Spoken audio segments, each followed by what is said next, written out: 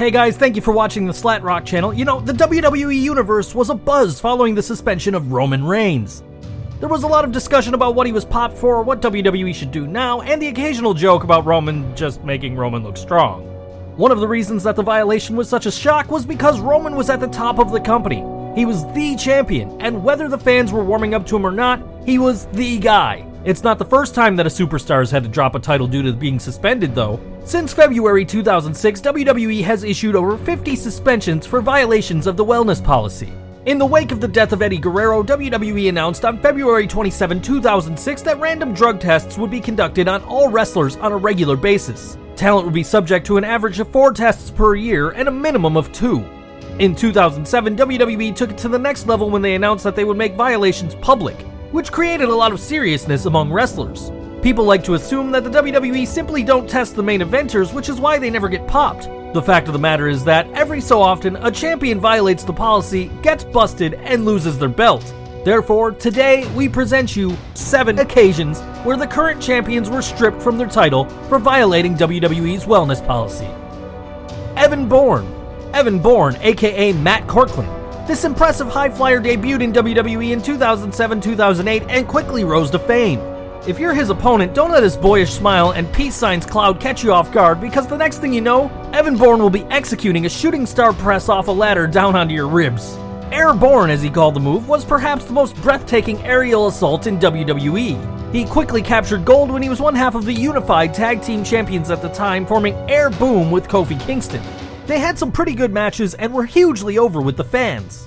Things went south for Bourne on the November 1st, 2011 episode of Raw when WWE announced it had suspended Corkland for 30 days for his first violation of the company's wellness policy, and surprisingly, this was a real hammer blow on their title reign. On January 15th, 2012, Air Boom lost the WWE Tag Team Championship to Primo and Epico at a house show. The following night on Raw, Air Boom was awarded a rematch but failed to regain the championship. On the following day, January 17th, Corkland was suspended for 60 days for his second failure of a wellness test. He was rarely seen on WWE TV again. He was released by WWE on June 12, 2012 after his last match with Sami Zayn in NXT. Jeff Hardy.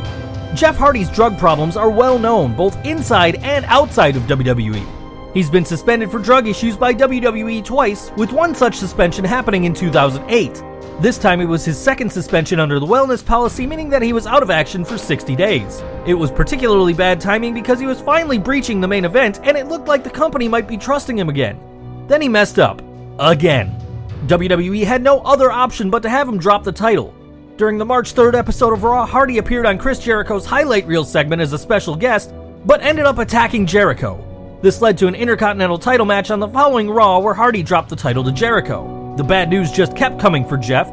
Not only was he suspended, but Hardy was also removed from the Money in the Bank ladder match at Wrestlemania 24, in which he was booked to win. In an almost but non-ironic twist, the person who did win Money in the Bank that year was the straight edge CM Punk. The pair would have some memorable moments together as the result of their conflicting lifestyles.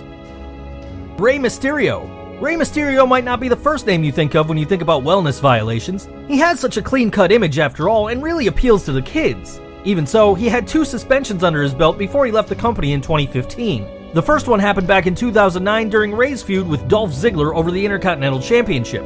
It was announced that Rey was suspended on August 2nd, but bizarrely the suspension period wouldn't begin until September 2nd. The reason was pretty simple.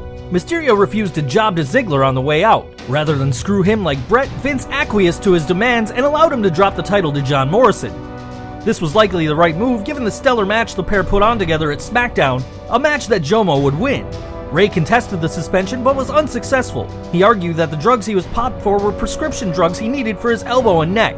Prescription drugs are allowed, but you need to declare them as soon as possible. Rey failed to give WWE the script in time and the suspension went through. It was a little unfair though, as Rey was on a promotional tour and there was almost no chance he could pull off producing the script. Roman Reigns. This one is the most obvious, so it's best to get it over with. WWE made an announcement on the 21st of June that Roman Reigns was suspended following his first violation of their wellness policy. The suspension lasts 30 days, but luckily, or unluckily depending on your point of view, Reigns will still be a part of the Battleground Triple Threat, which is scheduled to take place on July 24th. That happens the week after his suspension is up. The suspension and announcement came right after Reigns dropped the belt to Seth Rollins in the main event of Money in the Bank this year, and then Seth dropped it to Dean Ambrose, who cashed in his Money in the Bank briefcase. The crowd went home pretty happy with Ambrose finally becoming champion. It's been reported by several wrestling analysts that WWE went into the pay-per-view knowing that Reigns had violated the wellness policy.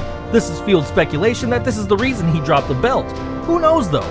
Maybe this really was the plan all along. It's not that far out of the realm of possibility to suggest that the WWE might be hearing the boos Roman is receiving, even though they just turn the microphones down when he does. Losing a championship and being suspended within 48 hours of each other though? Sometimes a spade really is a spade. The British Bulldog. While Bulldog wasn't technically suspended, it's hard to argue that the reason he lost his Intercontinental Championship to Shawn Michaels in 1992 had nothing to do with both his and the company's problems with drugs. Bulldog was one of the wrestlers who, along with the Ultimate Warrior, was released from the WWF after it was discovered that Davey Boy Smith was having growth hormones shipped in from a UK pharmacy. One story goes that Bulldog was never even supposed to win the IC Championship in the first place.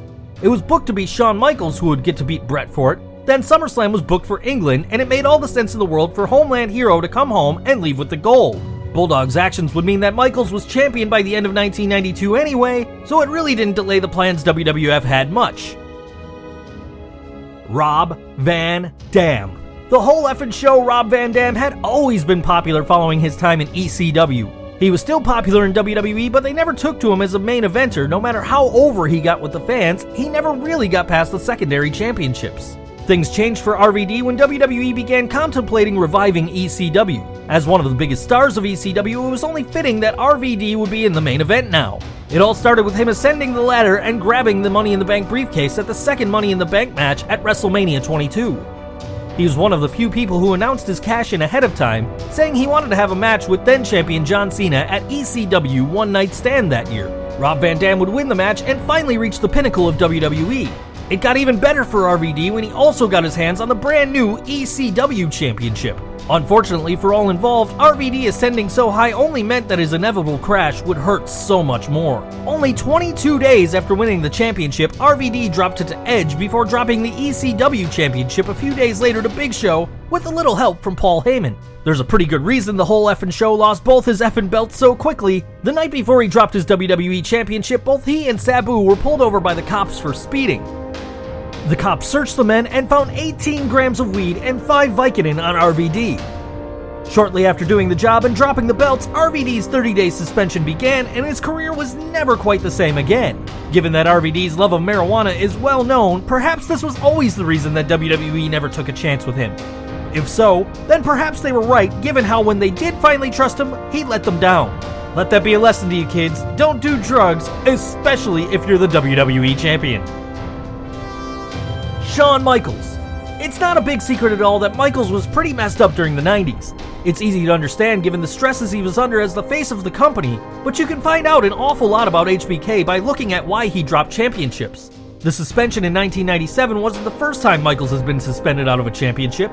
4 years before then, he was suspended as part of one of the early incarnations of the present-day wellness policy. The WWE was keying themselves up literally and figuratively. This included suspending people who tested positive for steroids. Michaels was one of the people caught, though he always denied it. Michaels was, surprise surprise, Intercontinental Champion at the time. This left the company in a bit of a bind. They didn't publicly acknowledge suspensions at the time. Luckily for the company, they had a way out. Michaels was suspended in storyline because he hadn't defended the title in 30 days and refused to do so. It's a rule that still exists, even if it isn't mentioned much, and is still broken occasionally. Well guys, that's our list. What did you think? Who else belongs on this list? Drop us a comment below and let us know. If you like this video, go ahead and hit that like button, hit that subscribe button, and get more videos just like this one. You can follow us on Facebook, Twitter, and Google+. And as always, thanks for watching.